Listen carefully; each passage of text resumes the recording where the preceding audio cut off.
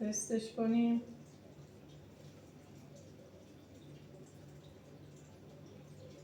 خیلی خوشمزه است. حتما پیشنهاد میدم درستش کنیم.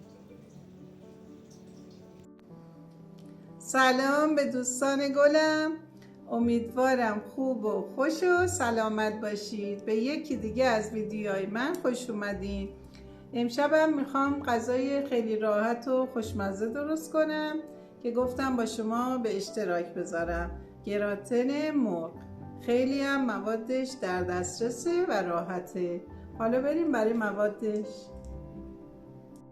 خب برای گراتن مرغ احتیاج داریم به 1 عدد سینه مرغ، پنیر پیتزا اندازش به خودتون بستگی داره، سیب زمینی چند عدد پخته شده، رب گوجه فرنگی، پیاز داغ. میتونید پیاز داغ رو قبلش سرخ کنین ولی من آماده داشتم. قارچ و فلفل دلمه‌ای هم برش میدم و بریم حالا برای موادش رو درست کنیم. خب اول روغن میریزیم. چون که پیاز داغ دارم پس اول مرغ رو میریزم، تفت میدم، بعد پیاز داغ میریزم. یکم گرم بشه.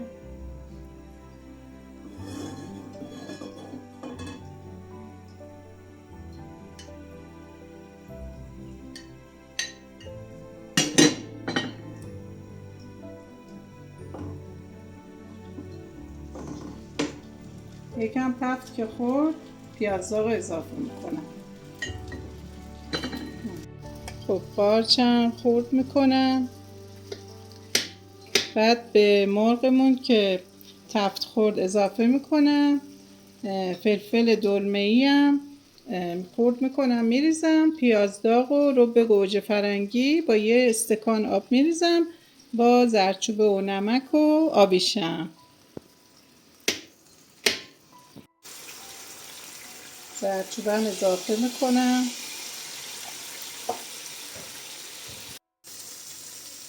فلفلم میریزیم. میتونین فلفل سیاه بریزین اگه فلفل قرمز دوست ندارین. خب دیگه تفت خورد. قارچم اضافه میکنم.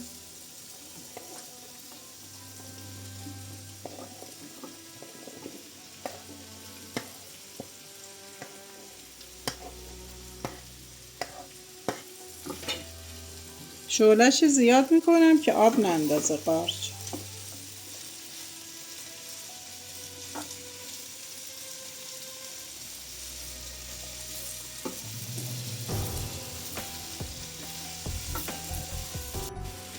فلفل دلمه‌ای هم خورد میکنم.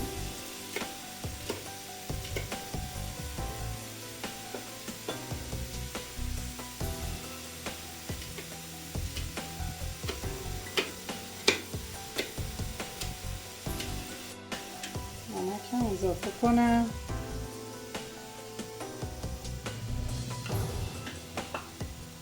آبیشم که خیلی عطر خوبی میگیره، خیلی خوشمزه‌اش میکنه. پیاز داغ،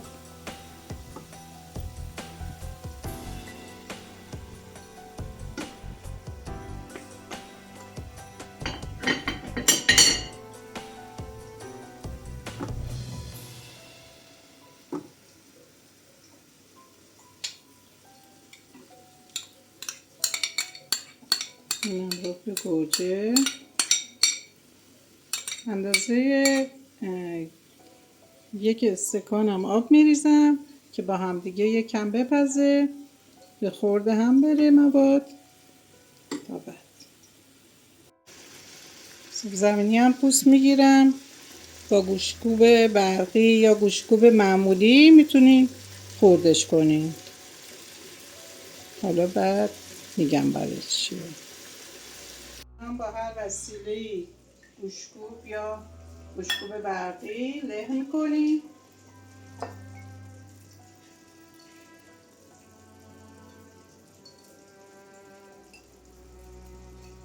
سیب زمینی ها رو له کردم.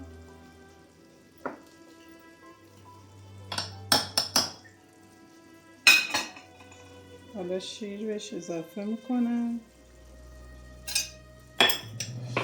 نمیخوایم زیاد شل بشه، خیلی نمیریزیم، کم کم اضافه میکنیم که سیب زمینیمون شل نشه.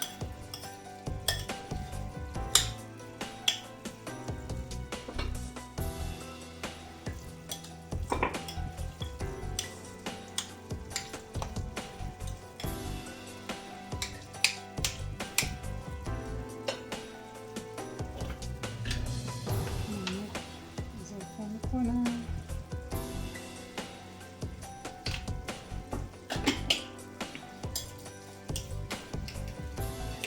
فقط به خاطر که طعم بگیره شیر اضافه میکنیم. شما اگه دوست ندارین میتونین اضافهش نکنین. بعضیا خامه هم میریزن.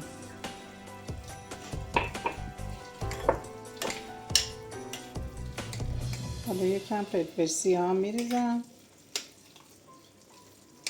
دیگه شیر کافیه، نمیریزم. فلفل سیاه مخلوطش میکنم.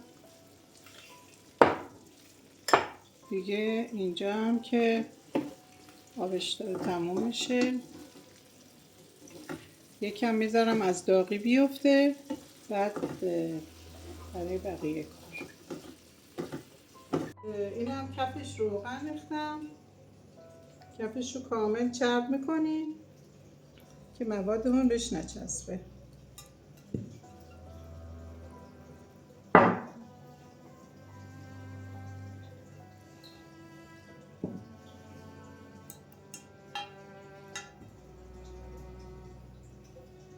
از مواد سیب زمینیمون کفش میریزیم.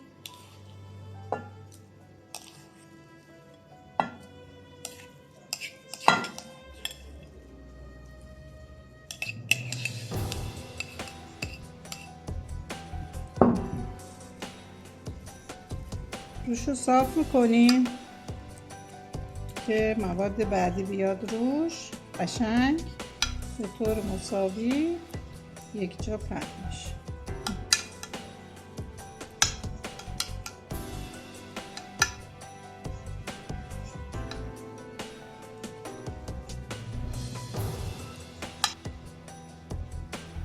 خب این مواد رو میتونین قبل از اینکه مهمون بیاد یا برای خودتون میخواین شام بخورین موادش رو حاضر کنین، بذارین توی یخچال. بعد که میاین از بیرون میاین میتونین بذارین توی فر. خیلی غذای راحتی هم هست. خب مواد گوشتیمونم یکم سرد شده، اینم اضافه میکنیم.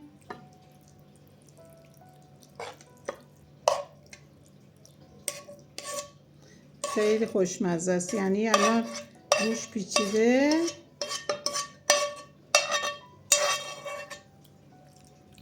یک غذای کامل.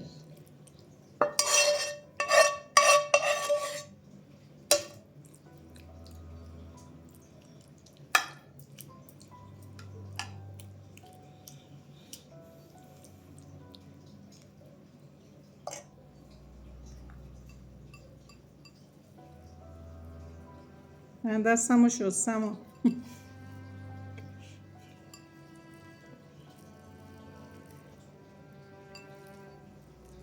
چون که تمام موادمون پخته شده توی فر 180 درجه به مدت 20 دقیقه بیشتر نمیذاریم. تمام موادمون پخته شده، فقط میخوایم پنیر آب بشه.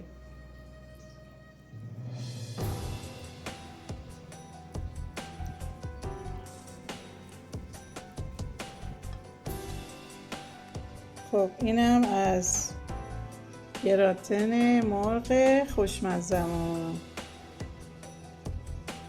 اینم از گراتن مرغ خوشمزمون. حالا تستش کنیم.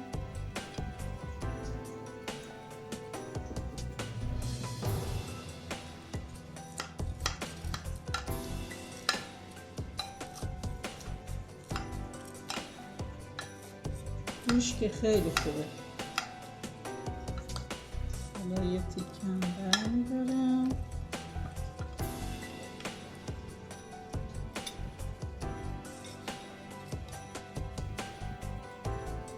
دستش کنیم.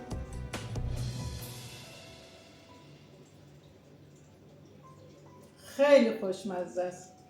حتما پیشنهاد میدم درستش کنیم.